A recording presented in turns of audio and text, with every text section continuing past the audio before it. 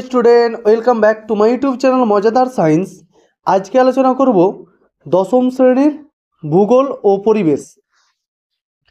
এই বইটি রয়েছে রণজিৎ গড়াঙের লেখা এবং প্রান্তিক প্রকাশনীর বই। এই বইটি 2024 সালে নতুন করে সংস্করণ করা হয়েছে। আজকে এই বইয়ের যে অধ্যায়টি আলোচনা করা হবে তা হলো বর্জ্য ব্যবস্থাপনা। এই অধ্যায়ের সমস্ত শর্ট কোশ্চিন আজকে আলোচনা করা হবে। তোমরা মনোযোগ সহকারে দেখবে এবং যদি প্রয়োজন হয় তাহলে খাতায় কিন্তু সেগুলো লিখে নিবে, ঠিক আছে। এই অধ্যায়ের প্রথম শর্ট কোশ্চিনটি রয়েছে অর্থাৎ এমসিকিউ। দেখে নাও। 1 নম্বর, বর্জ্য ব্যবস্থাপনার পদ্ধতিগুলি হলো বর্জ্যের পুনর্ব্যবহার, বর্জ্যের পুনর্নবীকরণ, বর্জ্যের পরিমাণগত হ্রাস, সবগুলি প্রযোজ্য। তাহলে অপশন ডি হচ্ছে রাইট, সবগুলি প্রযোজ্য। 2 নম্বর কোশ্চিন, কোনটি জৈব অভঙ্গুর বর্জ্য? প্লাস্টিক, কৃত্রিম রবার, অ্যালুমিনিয়াম, সবকটি। অপশন হবে সবকটি, যেহেতু এগুলো সবগুলি হচ্ছে জৈব অভঙ্গুর পলিমার। তার কারণ মাটির সঙ্গে যদি এগুলো মাটিতে ফেলে দেওয়া হয় তাহলে এগুলো মাটির সঙ্গে মিশে যায় না। 3 নম্বর কোশ্চিন রয়েছে, মানব শরীরে দূষিত জল থেকে সৃষ্টি হয় আমাশয়। Option A right.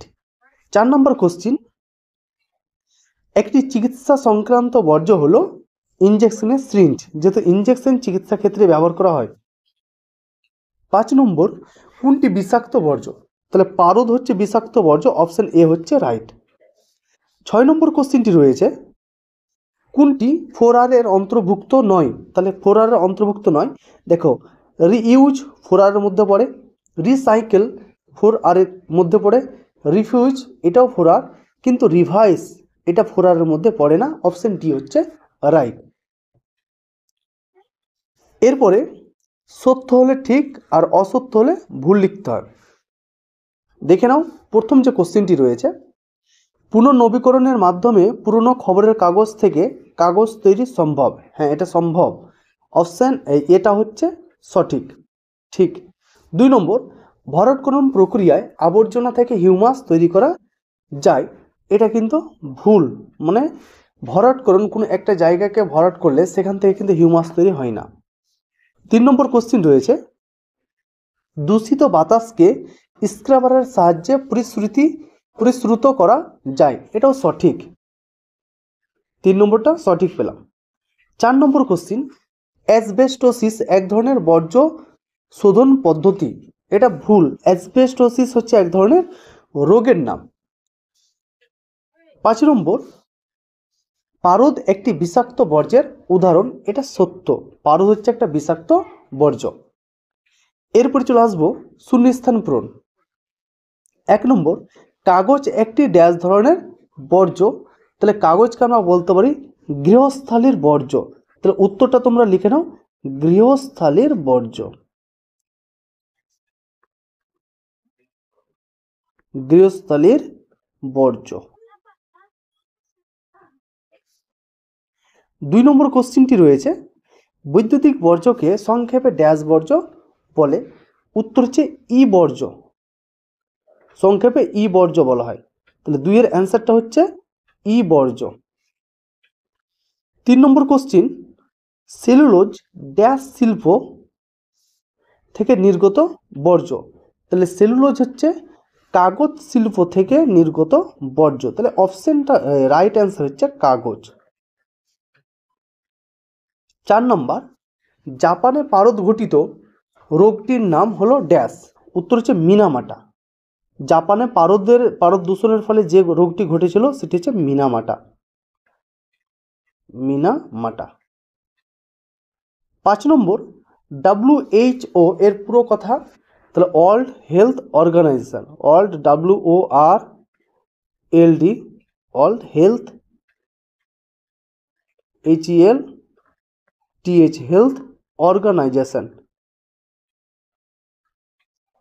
ওয়ার্ল্ড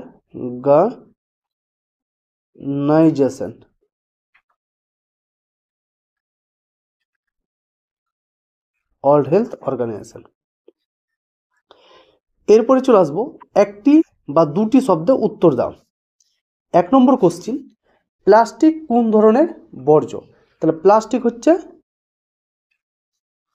জৈব অভঙ্গুর, যেহেতু এটি মাটির সঙ্গে মিশে যায় না। তাহলে উত্তরটা লিখে নাও, জৈব অভঙ্গুর।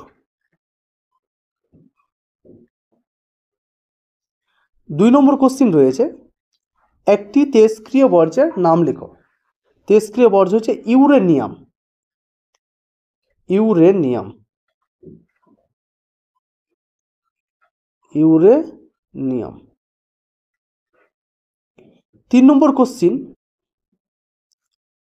গঙ্গা নদী প্রবাহের কোন অংশে দূষণ সর্বাধিক? সেটা হচ্ছে মধ্য অংশে।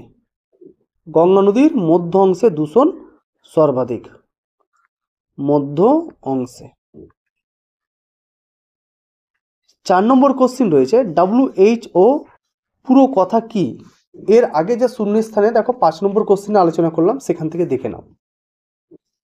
5 নম্বর, ক্যাডমিয়াম ধাতু ঘটিত রোগটির নাম কি? তাহলে ক্যাডমিয়াম দূষণের ফলে ঘটে থাকে ইটাই ইটাই, ইটাই ইটাই। তো লিখে নাও, ইটাই ইটাই। 6 নম্বর, গঙ্গা নদী প্রবাহের কোন অংশে দূষণ সর্বাধিক? এটা দেখো, এর আগে কিন্তু বলেছি 3 নম্বর কোশ্চিনে, সেই 3 নম্বর কোশ্চিনে যে মধ্য অংশে বলেছিলাম সেটা হচ্ছে অ্যান্সার। তো আজকের ভিডিওটা এতটাই। যদি তোমাদের ভালো লেগে থাকে তাহলে অবশ্যই ভিডিওগুলোতে লাইক করবে, কমেন্ট করবে, এবং যারা চ্যানেলে নতুন রয়েছে অবশ্যই চ্যানেলটিকে সাবস্ক্রাইব করবে। থ্যাংক ইউ সো মাচ সম্পূর্ণ ভিডিওটি দেখার জন্য।